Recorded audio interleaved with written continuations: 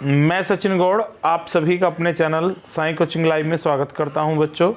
और आज हम लोग पढ़ने वाले हैं बायोलॉजी के बारे में। कंटिन्यू हम लोगों के द्वारा बायोलॉजी की ही क्लास चलाई जा रही है और इसके अंदर हम लोग पढ़ेंगे मॉक टेस्ट। और ये मॉक टेस्ट की जो सीरीज़ है इसका ये छठा टेस्ट है बच्चों।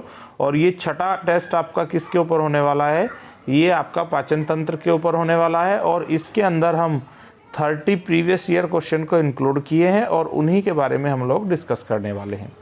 जो बच्चे क्लास में लाइव आ चुके हैं उन सभी बच्चों को प्रत्येक दिन की तरह जय हिंद लिखकर अपनी अटेंडेंस सबमिट करानी है। उसके बाद हम लोग अपनी क्लास को कंटिन्यू रखने वाले हैं। चलिए बच्चों शुरू कर लेते हैं आज की अपनी क्लास। चलिए बच्चों बात कर लेते हैं हम लोग पहले क्वेश्चन के बारे में। जब हम किसी स्वादिष्ट भोजन को देखते हैं तो उसको देखकर स्वाभाविक रूप से हमारे मुंह में पानी आ जाता है। तो यह प्रक्रिया बच्चों क्या कहलाती है?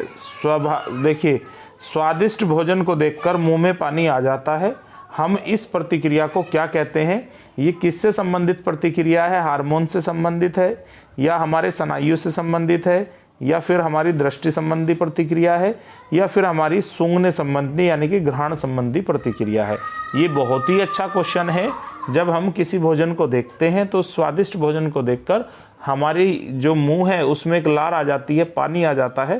तो ये किस चीज़ से संबंधित प्रतिक्रिया है? यही आप लोगों को यहाँ पर आंसर के रूप में लाइव चैट बॉक्स में सबमिट करा देना है। चलिए बच्चों तेजी के साथ सभी बच्चे आप अपने आंसर सबमिट कराएंगे।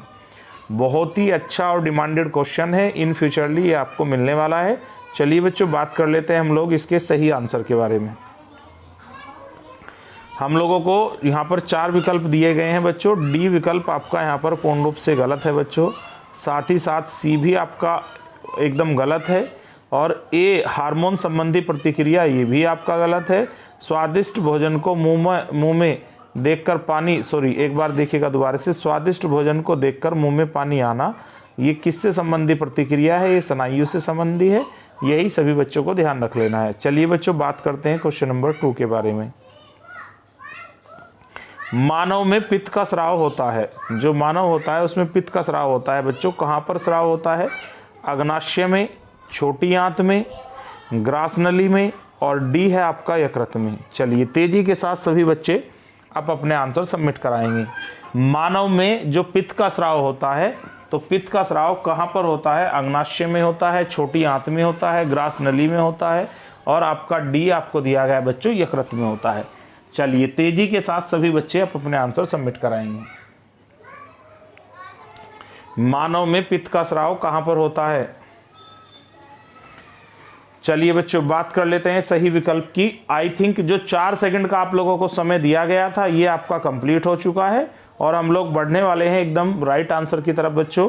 तो यहां देखिएगा ए आपका बच्चों अग्नाशय पूर्ण रूप से गलत है और बी छोटी आंत भी आपका पूर्ण रूप से गलत है और सी ग्रास नली ये भी आपका पूर्ण रूप से गलत है। मानव में पित्त का स्राव कहाँ पर होता है बच्चों? यकृत में होता है। डी आपका यहाँ पर पूर्ण रूप से क्या है? सही है। यही आप सभी को ध्यान रख लेना है। चलिए बच्चों बात कर लेते हैं क्वेश्चन नंबर 3 के बारे में। बाइल का स्राव कहाँ होता है? सबसे पहले बच्चों ये समझिएगा कि जो बाइल है इसको हम पूरा क्या कहते हैं? बाइल जूस कहते हैं। ठीक है, हिंदी में इसको क्या कहा जाता है? पित्त कहा जाता है और हम इसको गाल भी बोलते हैं कभी कभी। तो ये हमारे बॉडी के अंदर पैदा होने वाला एक पाचक रस है। तो ये शरीर के कौन से हिस्से में स्रावित होता है?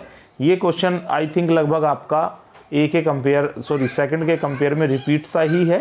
तो चलिए हम लोग बात कर लेते हैं इसके राइट विकल्प की। अमाशय से, जिगर से, बड़ी आंत से या फिर पित्ताशय से। चलिए तेजी के साथ सभी बच्चे अब अपने आंसर सबमिट कराएंगे। चलिए बच्चों बात कर लेते हैं हम लोग यहाँ पर राइट विकल्प की। तेजी के साथ सभी बच्चे क्वेश्चन को पढ़ेंगे और आंसर भी यहाँ पर देखने वाले हैं। बाइल का स्रोत क्या होता है बच्चों? ए विकल्प यहाँ आपका पूर्ण रूप से गलत है। साथ ही साथ सी भी आपका गलत है और डी भी आपका यहाँ पर बच्चों पूर्ण रूप से गलत है। जिगर का मतलब यकृत होता है, लीवर होता है। यही आप लोगों को ध्यान रखना है। हमारे लीवर के अंदर ही जो पित्त रस है उसकी उत्पत्ति होती है, बनता है, लेकिन ये स्टोर आपका पित्ताशय में होता है। ये दोनों बात आपकी अलग है। ये बनता कहाँ पर है तब आपको बताना है। लीवर, जब ये आपकी बात आएगी स्टोर कहाँ पर होता है, ये गाल ब्लेडर्स के अंदर क्या होता है बच्चों, स्टोर होता है। चलिए बात कर लेते हैं क्वेश्चन नंबर 4 की। निम्न जानवरों में से किसकी अपेक्षाकृत अधिक लंबी आंत होती है। आपके पास बच्चों 4 जानवर हैं ऑप्शन के रूप में। निम्नलिखित में से ऐसा कौन सा जानवर है जिसकी आंत की लंबाई जो है सबसे ज्यादा होती है। एक आपको दिया गया है लोमड़ी, एक आपको दिया गया है बच्चों बी बाघ, एक सी आपको दिया गया है कुत्ता और एक डी आपको दिया गया है खरगोश। चलिए तेजी के साथ सभी बच्चे अपने आंसर सबमिट कराएंगे। निम्नलिखित जानवरों में से कौन सा ऐसा जानवर है जिसकी आंत सबसे लंबी होती है। एक आपके पास है बच्चों लोमड़ी, एक बी है बाघ, एक सी यहाँ पर आपको दिया गया है कुत्ता, एक डी आपको दिया गया है खरगोश। चलिए तेजी के साथ सभी बच्चे अपने आंसर सबमिट कराएंगे। चलिए बच्चों, आई थिंक आपके लिए जो 4 सेकंड निर्धारित की गई है वो आपकी बच्चों लगभग आपकी कंप्लीट हो चुकी है। अब हम लोग बात कर लेते हैं यहाँ पर एकदम सही आंसर की। तो बच्चों ये आपका यहाँ पर पूर्ण रूप से क्या है, गलत है। एक बी बाघ ये भी आपका गलत है, एक सी कुत्ता ये भी आपका गलत है, डी खरगोश यहाँ पर आपका पूर्ण रूप से सही हो जाता है। यही सभी बच्चों को ध्यान रख लेना है। चलिए बात कर लेते हैं क्वेश्चन नंबर, देखिएगा बच्चों एक बार सभी बच्चे ध्यान से देखेंगे। 5वां क्वेश्चन यहाँ पर मिस है तो हम लोग देखते हैं डायरेक्ट क्वेश्चन नंबर 6 को ही। चलिए क्वेश्चन नंबर 6 देखिएगा सभी बच्चे। दांतों की सड़न शुरू हो जाती है जब हमारा जो मुख है उसका जो पीएच मान है वो कितने से कम हो जाता है। अगर हम मानव की बात करते हैं तो मानव के मुख से एक दुर्गंध आने लगती है, एक बदबू आने लगती है, एक सड़न शुरू हो जाती है। तो उसका मुख्य कारण होता है हमारे मुंह के अंदर जितना भी लिक्विड है उसका पीएच मान कम हो जाता है। और वो पीएच मान किससे कम हो जाता है, एक आपको दिया गया है 5.7, एक दिया गया है 5.5, एक आपको दिया गया है सी 5.6, एक आपको डी दिया गया है 5.4। दांतों की सड़न शुरू हो जाती है जब हमारे मुख का पीएच मान इतने से कम हो जाता है, 5.7, 5.5, एक है 5.6 और एक 5.4। चलिए तेजी के साथ सभी बच्चे अब अपने आंसर यहां पर सबमिट कराएंगे।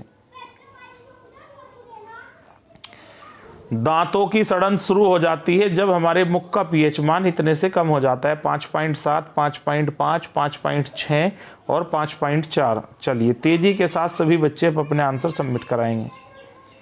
बच्चों यहां पर देखिएगा सही आंसर देखिएगा सभी बच्चे ध्यान से। तो डी आपका बच्चों यहां पर पूर्ण रूप से गलत है, सी भी आपका पूर्ण रूप से गलत है, ए भी बच्चों आपका पूर्ण रूप से गलत है, यहाँ पर 5.5 आपका पूर्ण रूप से सही है।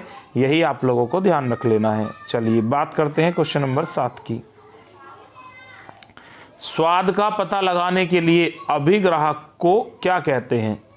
जब हम किसी स्वाद का पता लगाते हैं तो बच्चों को किसकी सहायता से लगाते हैं। एक आपको दिया गया है संवेदी अभिग्राहक, एक आपको दिया गया है रासायनिक अभिग्राहक, एक आपको दिया गया ग्रहण यानी कि सूंघना, सूंघने का अभिग्राहक, एक आपको दिया गया रसवेदी अभिग्राहक। चलिए हमारे बच्चों 6 सेंस ऑर्गन्स होते हैं, उन सेक्स ऑर्गन की सहायता से ही, सेंस ऑर्गन्स की सहायता से ही हम लोग क्या करते हैं, किसी भी चीज़ के स्वाद का, स्पर्श का, स्मेल का, सभी चीज़ का हम लोग पता लगा सकते हैं। तो वो आप लोगों को यहाँ पर बताना है। चलिए तेजी के साथ सभी बच्चे अपने आंसर सबमिट कराएंगे। स्वाद का पता लगाने के लिए अभिग्राहक जो होता है उसको क्या कहा जाता है, संवेदी, रासायनिक, ग्रहण। ग्रहण का मतलब बच्चों सूंघना होता है और संवेदी का मतलब स्पर्श करना होता है। तो यहाँ से आप लोगों को एक हिंट भी मिल जाता है कि ये आंसर में आपके नहीं होने वाले हैं। तो इसका मतलब ए बच्चों आपका यहाँ पर गलत है, बी भी आपका पूर्ण रूप से गलत है, साथ ही साथ सी भी आपका पूर्ण रूप से गलत है। स्वाद यानी कि रसवेदी अभिग्राहक की सहायता से हम लोग उसका पता लगा सकते हैं। ठीक है, चलिए आगे बात कीजिएगा क्वेश्चन नंबर 8 का। निम्नलिखित में से कौन सा एंजाइम अग्नाशय द्वारा स्रावित होता है, ये आप लोगों को बताना है। हमारे अग्नाशय से लगभग 3 से 4 एंजाइम स्रावित होते हैं जिनको हम पाचक रस भी कहते हैं। तो आप लोगों को यहाँ पर बताना है कि हमारे अग्नाशय से निम्नलिखित 4 में से स्रावित होने वाला जो एंजाइम है वो कौन सा है। बच्चों एक दिया गया है ए माल्टेज, एक आपको बी दिया गया है लैक्टेस, एक आपको दिया गया है ट्रिप्सिन और एक आपको दिया गया है बच्चों सुक्रोस है। ये थोड़ा सा समझिएगा ध्यान से। अग्नाशय से स्रावित होने वाले जो 5 एंजाइम हैं, 3 से 4 एंजाइम हैं, उन 4 एंजाइम में से 3 एंजाइम में से एक एंजाइम आपको ऑप्शन के रूप में दिया गया है, तो उस एंजाइम को चूज करना है जिसका स्राव हमारे अग्नाशय से होता है। मैं आपको ऑलरेडी बता चुका हूं, हमारे अग्नाशय से 3 से 4 एंजाइम का स्राव होता है। उन सभी एंजाइम को पाचक रस भी कहा जाता है, जो हमारे भोजन को पचाने में हमारी मदद करते हैं। तो बताइएगा तेजी के साथ आंसर। चलिए बच्चों, बात कर लेते हैं सही विकल्प की। ए आपका यहां पर पूर्ण रूप से गलत है बच्चों, बी भी आपका गलत है और डी भी आपका गलत है यहाँ पर बच्चों। सी आपका यहाँ पर पूर्ण रूप से सही हो जाता है। ट्रिप्सिन एक ऐसा एंजाइम है जिसका स्राव मनुष्य के अग्नाशय से होता है और ये हमारे लिए पाचक रस का काम करता है, जो हमारे भोजन को पचाने में हमारी मदद करता है। चलिए बच्चों, बात कर लेते हैं क्वेश्चन नंबर 9 की। मानव शरीर में निम्न में से किसका आकार सबसे बड़ा होता है? हमारी बॉडी के अंदर जितनी भी इंटरनल ग्रंथि दी गई हैं, उन ग्रंथियों में सबसे बड़ा जो आकार है वो किसका होता है?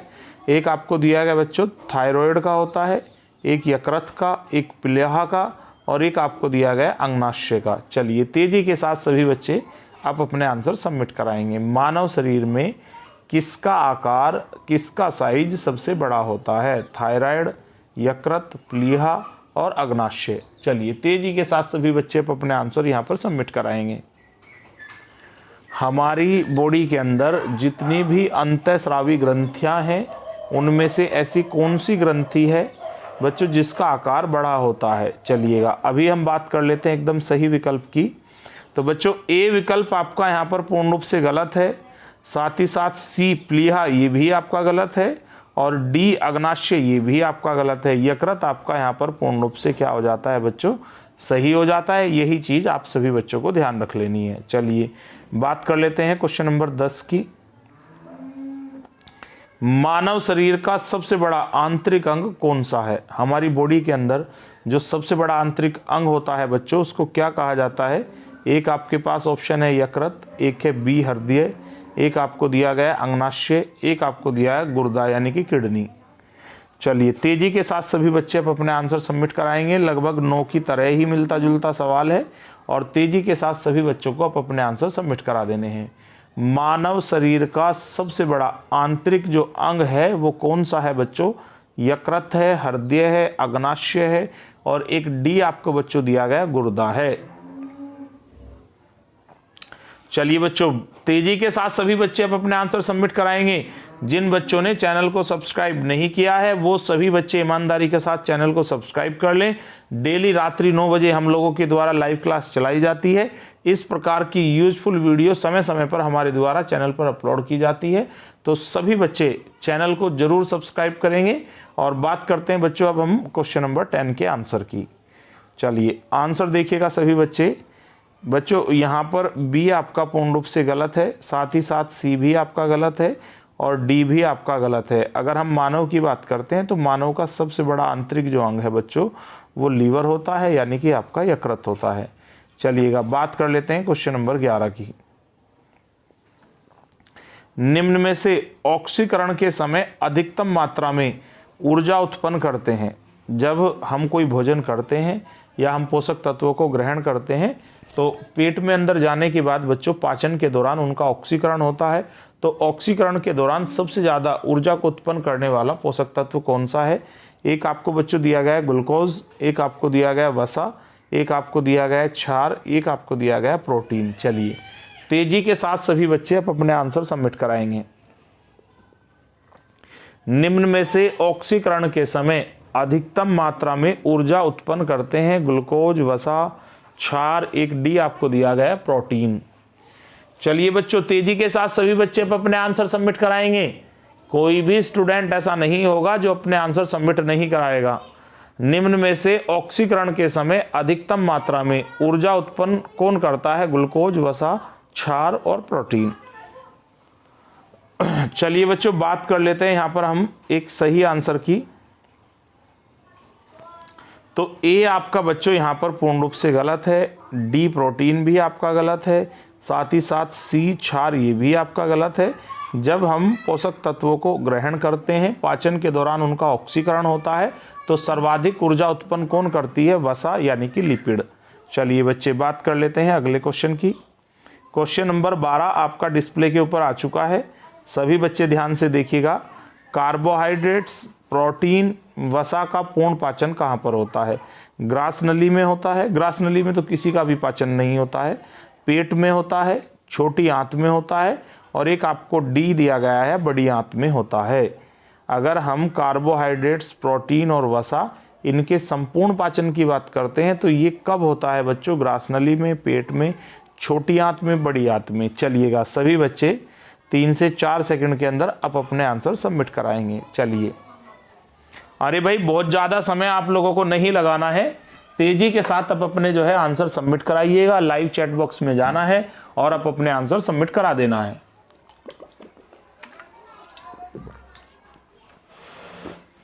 चलिए बच्चों, तेजी के साथ सभी बच्चे आप अपने आंसर सबमिट कराएंगे। अब हम बात कर लेते हैं बच्चों यहाँ पर एकदम सही आंसर की। तो हमारे पास बच्चों विकल्प 4 थे, तो हम बात करते हैं यहाँ पर सही विकल्प की। ग्रास नली में तो किसी भी चीज़ का पाचन संभव नहीं है, ये आपका पूर्ण रूप से गलत है। एक बी पेट, ये भी आपका गलत है। डी बड़ी आंत, ये भी आपका गलत है। यदि हम कार्बोहाइड्रेट्स, प्रोटीन और वसा के पूर्ण पाचन की बात करते हैं तो ये आपका छोटी आंत में संभव है, यही आपको ध्यान रख लेना है। चलिए बात करते हैं क्वेश्चन नंबर 13 की। एक जानवर द्वारा निस्सारित किया गया फेरोमोन क्या होता है? बच्चों फेरोमोन आप देखिएगा, ये सभी जीवों की बॉडी में एक स्मेल होती है जो उसी जाति के दूसरे अपोजिट जेंडर को अट्रैक्ट करती है, तो उसको क्या कहा जाता है? फेरोमोन कहा जाता है। तो ये देखिएगा, एक जानवर द्वारा निसारित किया गया फेरोमोन क्या कार्य करता है? एक है देखिए, एक ही जाति के जानवरों के बर्ताव पर प्रभाव डालता है, एक शिकारी जानवरों से सुरक्षित रखता है, एक है अपने खाद्य के लिए शिकार को आकर्षित करता है, एक आपको डी दिया गया, उपरोक्त में से कोई नहीं। चलिए, अरे भाई तेजी के साथ सभी बच्चों को इस क्वेश्चन को समझना है। मैं ऑलरेडी फेरोमोन का मतलब आपको स्पष्ट कर चुका हूं। एक प्रकार की गंध है जो सभी जीवों में पाई जाती है, और ये जो गंध है, ये जो स्मेल है, ये अपोजिट जेंडर को हमेशा अट्रैक्ट करती है। तो ये देखिएगा, तो जब ये अट्रैक्ट करेगी तो उस जाति के दूसरे जीव पर इसका प्रभाव क्या पड़ता है। चलिए बच्चों, आपके पास 4 सेकंड है, उन नियमित 4 सेकंड के अंदर ही आपको आंसर सबमिट करा देना है। चलिए बच्चों, बात कर लेते हैं हम लोग यहाँ पर सही आंसर की। तो यहाँ पर बच्चों देखिएगा, डी आपका पूर्ण रूप से गलत है, साथ ही साथ सी भी बच्चों आपका पूर्ण रूप से गलत है। एक बी आपको दिया गया है, ये भी बच्चों आपका पूर्ण रूप से गलत है। अब हम बात करते हैं, एक जानवर द्वारा निस्सारित किया गया फेरोमोन क्या करता है? एक ही जाति के जानवरों के बर्ताव पर प्रभाव डालता है, यानी कि ए आपका यहाँ पर पूर्ण रूप से बच्चों क्या है? एकदम सही आंसर है। चीज़ों को समझिएगा, उसी के बाद आप लोग आंसर दे पाएंगे। चलिए बात करते हैं क्वेश्चन नंबर 14 की। मछली से प्राप्त कोड लीवर तेल किस विटामिन का समृद्ध स्रोत होता है? शॉर्ट में समझिएगा, जो मछली से प्राप्त होने वाला तेल है तो वो कौन सी विटामिन का सबसे अच्छा स्रोत है? एक है बच्चों विटामिन सी, एक है विटामिन बी ए, एक आपको दिया गया है विटामिन डी, और एक आपको दिया गया है विटामिन बी। चलिए तेजी के साथ सभी बच्चे अपने आंसर सबमिट कराएंगे। अरे ये तो बहुत ही आसान क्वेश्चन है, यदि इसको भी आप लोग गलत कर बैठोगे तो कैसे काम चलेगा। मछली का जो तेल है किस चीज का सबसे अच्छा स्रोत है? तेजी के साथ बताइएगा सभी बच्चे। यहां पर बच्चों ए आपको दिया गया है विटामिन सी, ये आपका गलत है। एक आपको दिया गया बी और ए, ये भी आपका गलत है। और एक दिया गया है विटामिन बी, ये भी आपका गलत है। सी विकल्प आपका यहाँ पर पूर्ण रूप से सही है। मछली से प्राप्त कोड लीवर तेल कौन सी विटामिन का अच्छा स्रोत होता है? विटामिन डी, यही आप लोगों का सही आंसर है।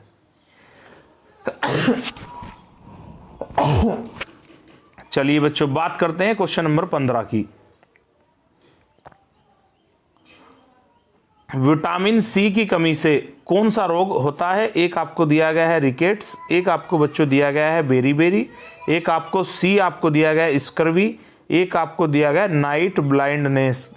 तेजी के साथ सभी बच्चे आप अपने आंसर लाइव चैट बॉक्स में सबमिट कराएंगे, क्योंकि रोग वाले जो क्वेश्चन है ये बहुत ज़्यादा मात्रा में परीक्षाओं में पूछे जाते हैं, तो आप लोगों को इनके ऊपर बहुत अच्छी कमांड कर लेनी है। जो बच्चे जानते हैं उनको लाइव चैट बॉक्स में आंसर सबमिट कराना है, जो बच्चे नहीं जानते हैं उनको ये चीज़ें तैयार कर लेनी है। विटामिन सी की कमी से कौन सा रोग होता है? चलिए बच्चा बात कर लेते हैं हम लोग यहाँ पर एकदम राइट आंसर की। तो विटामिन सी की कमी से आपको कौन सा रोग होगा? तो ये देखिएगा, ए आपका गलत है, क्योंकि रिकेट्स तो विटामिन डी की कमी से होता है। बेरी बेरी भी आपका गलत है, क्योंकि ये विटामिन बी की कमी से होता है। और नाइट ब्लाइंडनेस ये आपका अलग है, ये विटामिन ए की कमी से होता है। अब बात करते हैं विटामिन सी की कमी से हमको कौन सा रोग हो सकता है? स्क्रवी, ये मसूड़ों से रक्तस्राव होने लगता है। यही आपका यहाँ पर राइट आंसर है। चलिए बच्चों बात कर लेते हैं क्वेश्चन नंबर 16 की। क्वेश्चन नंबर 16 देखिएगा सभी बच्चे ध्यान से। केला कौन सी विटामिन का अच्छा स्रोत माना जाता है? केला कौन सी विटामिन का अच्छा स्रोत माना जाता है, ये यहां पर आप लोगों को बताना है। तेजी के साथ चीजों को समझिएगा। चलिए बच्चों तेजी के साथ आंसर की तरफ बढ़िएगा सभी बच्चे। केला कौन सी विटामिन का अच्छा स्रोत है? ए का, सी का, डी का और बी का। चलिए अरे भाई इतना इजी क्वेश्चन है, इसको भी नहीं समझ पाओगे तो फिर कैसे काम चलेगा? केला किस विटामिन का अच्छा स्रोत है? ए, सी, डी और बी। चलिए अरे भाई सभी बच्चे अपने आंसर सबमिट कराएंगे। चलिए बच्चों बात करते हैं यहां पर हम लोग सही आंसर की। तो बच्चों ए आपका यहां पर पूर्ण रूप से गलत है, साथ ही साथ विटामिन सी भी यहाँ गलत है, एक विटामिन डी का भी नहीं है, ये भी आपका गलत है। केले के अंदर सदैव कौन सी विटामिन होती है? विटामिन बी होती है, यही आप लोगों को ध्यान रख लेना है। चलिए बात करते हैं क्वेश्चन नंबर 17 की। उस विटामिन का नाम बताइए जिसकी कमी के कारण अत्यधिक खून बहने लगता है। अगर हमारी बॉडी के अंदर उस विटामिन की कमी हो जाती है तो बॉडी के अंदर थ्रोम्बोप्लास्टिन नामक एक प्रोटीन होता है, वो धीरे धीरे कम होने लगता है। तो ये सारी स्थिति जब बनेगी तो चोट लगने के बाद खून का थक्का नहीं बनेगा, और 30 मिनट से पहले देखिएगा थक्का जमने का जो समय होता है बच्चों 3 से 5 मिनट होता है। अगर उस बीच में आपका ब्लड बंद नहीं होता है तो आप ये समझ जाइएगा कि आपकी बॉडी के अंदर कोई सी विटामिन की कमी है। तो वो विटामिन आपकी कौन सी है? एक आपको दिया गया है विटामिन ए, एक आपको दिया गया है विटामिन बी, एक विटामिन के दिया गया है और एक बच्चों दिया गया है विटामिन सी। चलिए तेजी के साथ सभी बच्चे आप अपने आंसर सबमिट कराएंगे। चलिए बच्चों तेजी के साथ आंसर सबमिट कराइएगा। कौन सी विटामिन की कमी से रक्त का थक्का नहीं जमता है और बॉडी से खून जो है तेजी के साथ बहने लगता है कोई भी मामूली चोट लगने के बाद? चलिए सभी बच्चे अपने आंसर सबमिट कराएंगे। यहां पर हमारे पास 4 विकल्प थे बच्चों। बात करते हैं हम लोग एक सही विकल्प की। तो आपके पास एक विटामिन ए है, विटामिन बी है, एक विटामिन के है, एक विटामिन सी भी है। तो यहाँ पर पहला विकल्प आपका बच्चों गलत है, साथ ही साथ बी ऑप्शन भी आपका गलत है और डी ऑप्शन भी आपका यहाँ पर गलत है, क्योंकि रक्त का थक्का न जमना ये कौन सी विटामिन की कमी के कारण समस्या बनती है? ये विटामिन के कारण बनती है। चलिए बच्चों बात करते हैं हम क्वेश्चन नंबर 18 की। सभी बच्चे ध्यान से देखेंगे क्वेश्चन नंबर 18 को। 18 देखिएगा सभी बच्चे ध्यान से। प्रोटीन की कमी से निम्न में से कौन सी बीमारी होती है? 4 बीमारी बच्चों यहां पर दी गई है। तो एक बीमारी आपको दी गई है, ध्यान से देखिएगा, कवासी योरकर। एक आपको दिया गया रिकेट्स, एक आपको दिया गया बेरी बेरी, एक आपको दिया गया स्कर्वी। तेजी के साथ सभी बच्चे अपने आंसर सबमिट कराएंगे। प्रोटीन की कमी से होने वाली बीमारी बच्चों इनमें से कौन सी है? 4 विकल्प मौजूद हैं, अच्छे से पढ़िएगा और सभी प्रकार की अप्रोच लगानी चाहिए। कौन सा हो सकता है, कौन सा नहीं हो सकता है। कभी कभी नेगेटिव सेंस भी आपके लिए काम करती है, उसका इस्तेमाल करके भी हम आंसर तक इजीली पहुंच सकते हैं। चलिए बच्चों बात कर लेते हैं हम लोग यहां पर सही आंसर की। यदि आप ध्यान से देखिएगा बच्चों, रिकेट्स, बेरीबेरी और स्कर्वी, मैं अभी ऑलरेडी एक क्वेश्चन के अंदर एक्सप्लेन कर चुका हूँ। ये सभी जो बीमारियां हैं ये विटामिन की कमी से होने वाली बीमारियां हैं। तो यानी कि ये 3 तो आपके आंसर नहीं हो सकते। अब आपका ए विकल्प बचता है, यही आपका क्या होगा बच्चों, सही होगा, क्योंकि रिकेट्स तो डी की कमी से होता है, बेरीबेरी बी की कमी से होता है और स्कर्वी किसकी कमी से होता है, सी। तो ये तीनों ही बीमारी आपकी विटामिन की कमी से होने वाली है। तो ये तीनों ही किसी भी स्थिति में आंसर नहीं हो सकते हैं। अब आपका आंसर बचता है बच्चों ए, यही आपको ध्यान रख लेना है। बीमारी का नाम पढ़िएगा ध्यान से। अगर हम इसकी बात करते हैं तो बच्चों इसका सही नाम है क्वासी योरकर। थोड़ा सा ठीक कीजिएगा और समझिएगा, आपको आसानी से याद हो जाएगा। चलिए बात कर लेते हैं क्वेश्चन नंबर 19 की। रक्त स्कंदन के लिए आवश्यक विटामिन कौन सी है? अगर हम अपने ब्लड को चोट लगने के बाद थक्के के रूप में जमाना चाहते हैं तो उसके लिए कौन सी विटामिन हमारे लिए आवश्यक होती है बच्चों? एक है ई, एक है डी, एक आपको दिया गया है के और एक आपको दिया गया है सी। चलिए, रक्त स्कंदन यानी कि रक्त का थक्का जमाने के लिए कौन सी विटामिन आवश्यक होती है? इतना भी टिपिकल क्वेश्चन नहीं है कि आप लोगों को इतना सोचना पड़ेगा, आप लोग आसानी से आंसर सबमिट करा सकते हैं। मैं ऑलरेडी प्रीवियस क्वेश्चन के अंदर इस चीज को डिस्कस कर चुका हूं। आप लोगों को इतना समय नहीं लगाना है, आंसर की तरफ बढ़िएगा। तो बच्चों यहां पर आपके पास विकल्प था ई, डी, के और सी। तो यहां पर सही विकल्प आप देखिएगा सभी बच्चे ध्यान से। तो रक्त स्कंदन के लिए आवश्यक विटामिन बच्चों आपके लिए कौन सी होती है? तो यहां पर ए ऑप्शन आपका गलत है, बी ऑप्शन भी आपका गलत है और डी ऑप्शन भी आपका गलत है, क्योंकि रक्त का थक्का जमाने के लिए हमेशा विटामिन की आवश्यक होती है। सी विकल्प आपका यहाँ पर पूर्ण रूप से सही है। चलिए बच्चों बात कर लेते हैं क्वेश्चन नंबर 20 की। क्वेश्चन नंबर 20 आपका डिस्प्ले के ऊपर आ चुका है, देखिएगा सभी बच्चे ध्यान से। निम्न में से किसकी कमी से रिकेट्स बीमारी होती है? निम्नलिखित में से ऐसी कौन सी विटामिन है जिसकी कमी के कारण रिकेट्स होता है? तो सूखा रोग भी इसको बोल सकते हैं, vitamin D, vitamin A, vitamin B, एक आपको दिया गया है विटामिन सी। चलिए तेजी के साथ सभी बच्चे अपने आंसर सबमिट कराएंगे। ऐसी कौन सी विटामिन है बच्चों जिसकी कमी के कारण किसी भी बच्चे को रिकेट्स यानी कि सूखा रोग होने की संभावना होती है? 4 विकल्प आपके पास हैं बच्चों, और आई थिंक जो 4 सेकंड आपको लिमिटेड दी जाती हैं वो आपकी खत्म हो चुकी है और आप लोगों को यहां पर एकदम सही आंसर सबमिट करा देना है। चलिए सही आंसर देखिएगा सभी बच्चे।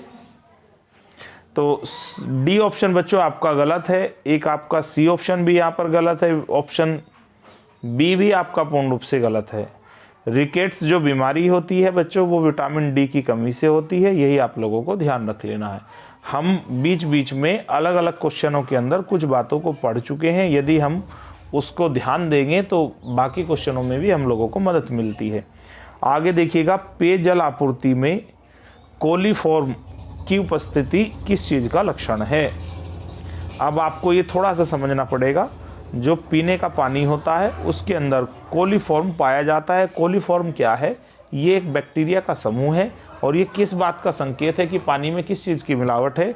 एक आपको देखना है ए फ्लोराइड प्रदूषण, एक है फास्फोरस, एक है पानी के स्रोत का खारापन होना, एक है मानव अपशिष्ट। चलिए तेजी के साथ सभी बच्चे आप अपने आंसर सबमिट कराएंगे। पीने के पानी में यदि कोलीफॉर्म पाया जाता है तो कोलीफॉर्म पहले तो समझिएगा बच्चों, जो कोलीफॉर्म होता है इसका मतलब क्या है? कोलीफॉर्म एक बैक्टीरिया का समूह है जो पानी के अंदर पाया जाता है, जो किसी भी ऐसे व्यक्ति को बीमार कर सकता है जिसकी इम्यूनिटी जो शक्ति है वो थोड़ी सी कम होती है। चलिए अब आप समझिएगा चीज़ों को। तो ये कैसे संभव होता है? पानी के अंदर ये पोल्यूशन कब पहुंचता है, ये बैक्टीरिया कब पहुंचता है? चलिए बच्चों बात करते हैं यहां पर हम लोग सही आंसर की। पानी के अंदर फ्लोराइड पोल्यूशन होगा, ए विकल्प देखिएगा, ये आपका बच्चों गलत है। फ्लोराइड पोल्यूशन की वजह से नहीं होता है, ना ही फास्फोरस की वजह से होता है, ना ही पानी के खारापन होने की वजह से होता है। यदि किसी तालाब में या किसी पीने योग्य पानी में किसी पशु या किसी मानव का मल मिल जाता है तो उस स्थिति में उसके अंदर मानव, जो देखिएगा बच्चों, कोलीफॉर्म जो बैक्टीरिया है ये मानव और पशुओं की आंत में पाया जाता है। ठीक है, जो मानव का मल है, अपशिष्ट है, उसी के माध्यम से ये पानी में कैरी हो सकता है। अगर पानी के अंदर कोलीफॉर्म पाया जाता है तो ये स्पष्ट एग्जाम्पल है, एक स्पष्ट संकेत है कि उस पानी के अंदर मानव अपशिष्ट यानी कि मल मिला हुआ है, उसी की वजह से इसके अंदर कोलीफॉर्म आ रहा है। तो यही आप लोगों को ध्यान रख लेना है, यानी कि डी विकल्प आपका यहाँ पर पूर्ण रूप से सही है। आगे देखिएगा क्वेश्चन नंबर 22, पाचन तंत्र में मौजूद रस में शामिल होता है। अगर हमारा पाचन तंत्र है तो बच्चों उसमें मुख्य रूप से जो रस है जिसको गैस्ट्रिक जूस बोलते हैं, तो वो किसको कहा गया है, जो हमारे पाचन का लगभग 50% काम करता है, हमारे भोजन को छोटे छोटे टुकड़ों में तोड़ने का और उसे पचाने का काम करता है। एक आपको दिया गया है बच्चों HCl, एक NaCl, एक HNO, एक KCl। चलिए बताइएगा तेजी से, वह रस कौन सा है? पाचन तंत्र में मौजूद रस में किसको शामिल किया जा सकता है? HCl, NaCl, HNO, एक आपको दिया है KCl।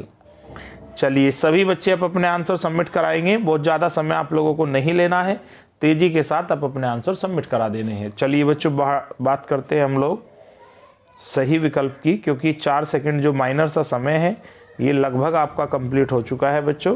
तो राइट विकल्प देखिएगा, डी आपका बच्चों यहाँ पर पूर्ण रूप से गलत है, सी भी आपका यहाँ पर पूर्ण रूप से गलत है, साथ ही साथ बच्चों बी भी आपका पूर्ण रूप से गलत है। पाचन तंत्र में जो मौजूद रस होता है बच्चों उसको हम क्या मानते हैं? HCl है, यही आप लोगों को ध्यान रख लेना है।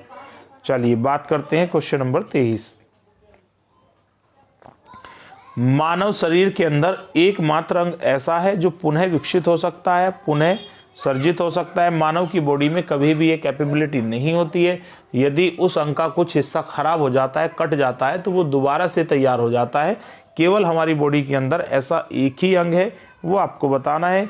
एक है तिल्ली जिसको हम प्लीहा भी बोलते हैं, एक आपको दिया गया है दिमाग, एक आपको दिया गया है जिगर जिसको हम यकृत या लीवर भी बोल सकते हैं, एक आपको दिया गया बच्चों अग्नाशय। हमारी बॉडी में केवल एक ही अंग ऐसा है जो पुनः विकसित होने की क्षमता रखता है, वही आप लोगों को फाइंड आउट कर कर बता देना है। मानव शरीर का एकमात्र अंग जो पुनः विकसित हो सकता है, तेजी के साथ बताइएगा।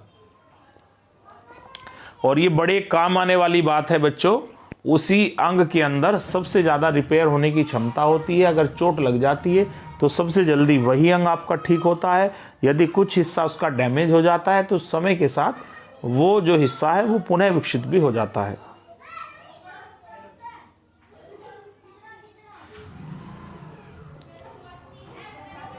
चलिए बच्चों बात कर लेते हैं हम लोग यहाँ पर सही आंसर की। तो ए आपका यहाँ पर बच्चों पूर्ण रूप से गलत है, बी आपका पूर्ण रूप से गलत है, साथ ही साथ डी भी आपका पूर्ण रूप से गलत है। ऐसी क्षमता मानव और पशुओं के लीवर में होती है।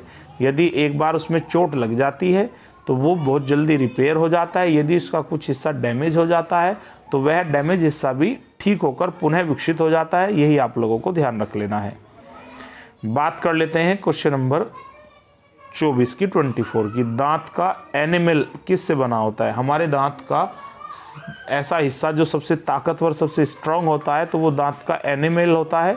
यही आपको ध्यान रखना है। लेकिन फिलहाल आपको ये बताना है कि दांत का एनामेल ये किससे बना होता है?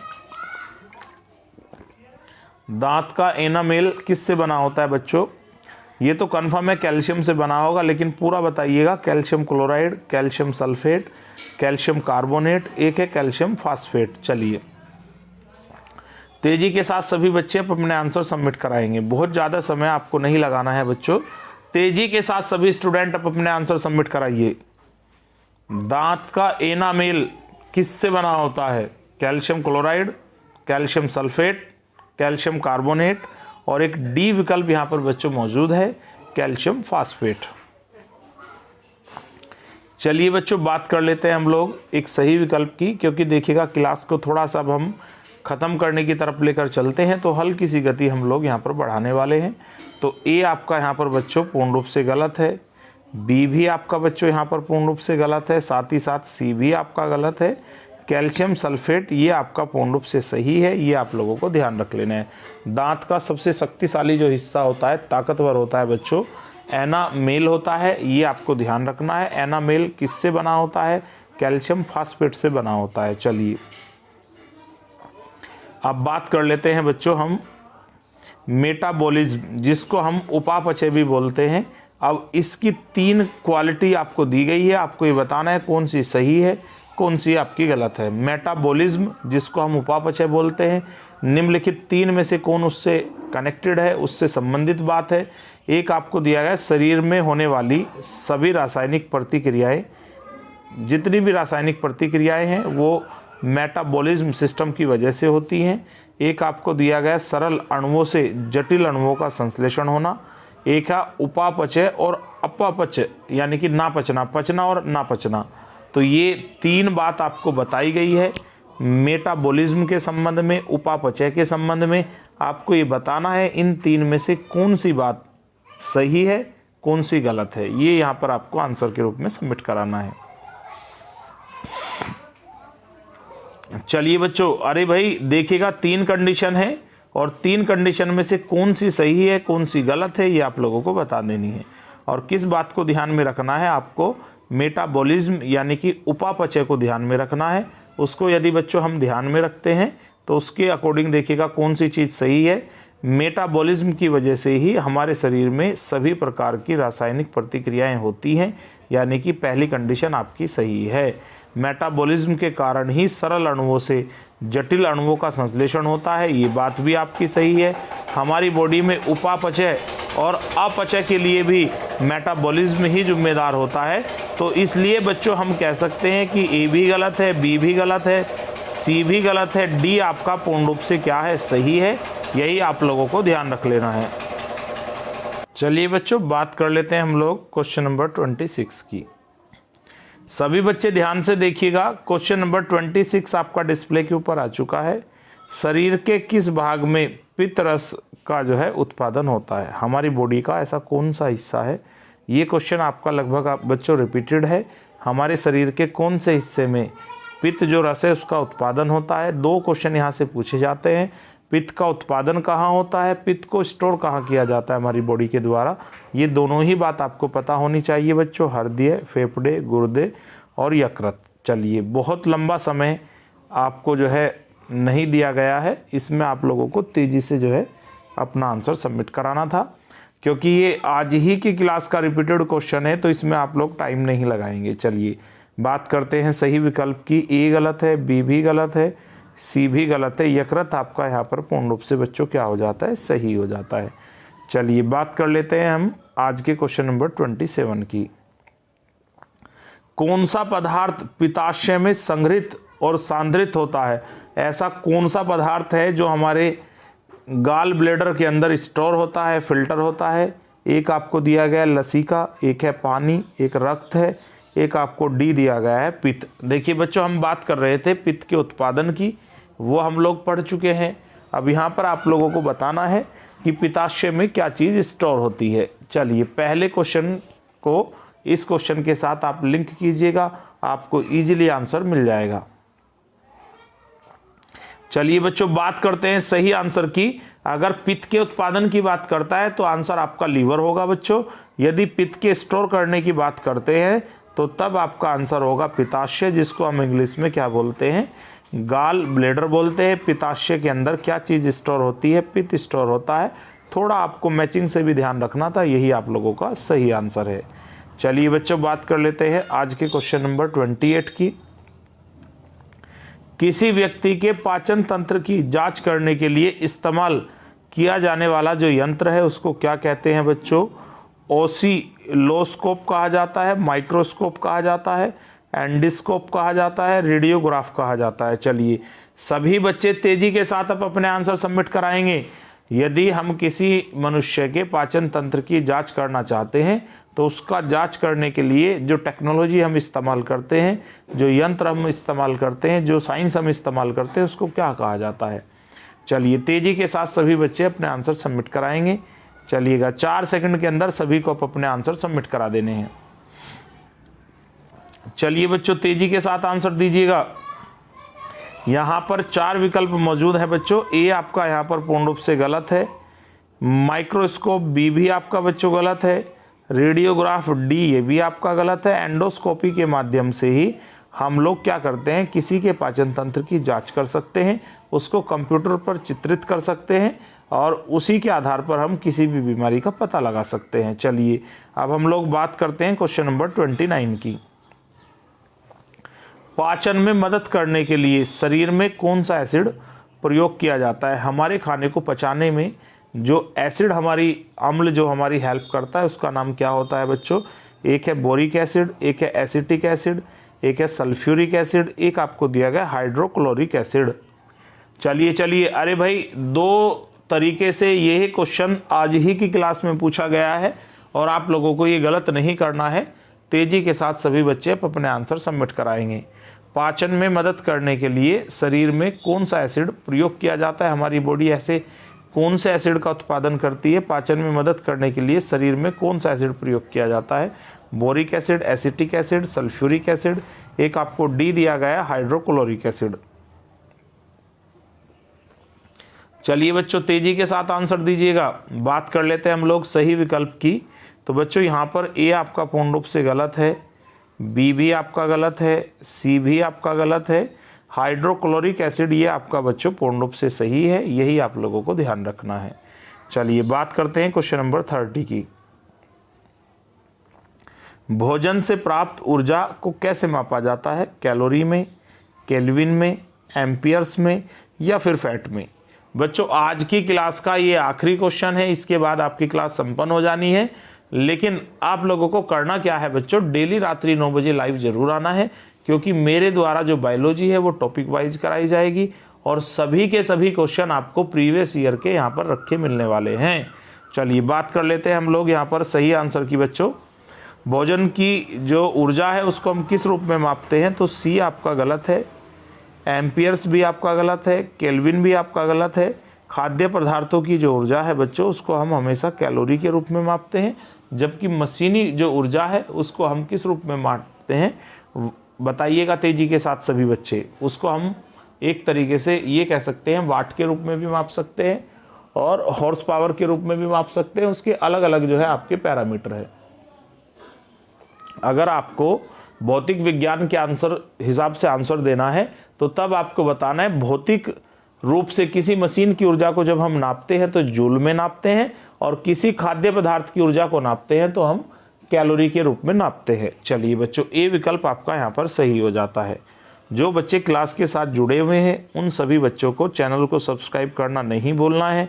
उन सभी बच्चों को तेजी के साथ चैनल को सब्सक्राइब कर लेना है और आपका जो भी फीडबैक है उसको कमेंट्स में सबमिट कराइएगा। वीडियो को लाइक कीजिएगा, शेयर कीजिएगा और डेली रात्रि 9 बजे लाइव जरूर आइएगा। Thank you so much watching our video. सभी बच्चों को मेरी तरफ से शुभ रात्रि।